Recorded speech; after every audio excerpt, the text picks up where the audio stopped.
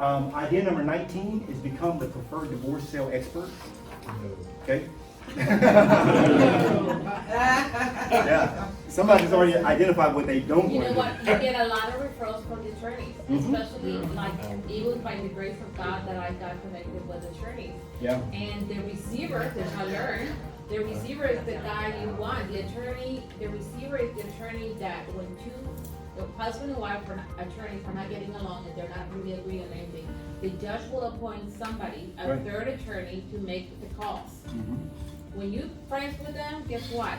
They call you. Yeah. I have to go testify, the judge says, okay, Mary's coming to testify, the for value, whatever, okay. So now my name is out there, the next time says, hey, the receiver, whoever's assigned, hey, you know what, she did a great job, she knows how to testify. Yeah.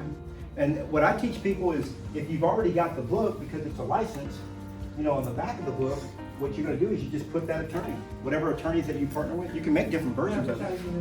Yeah, you have the attorney on the back, and then he gives that out to his clients. Hey, we know you gotta liquidate the house, here's, not whoever.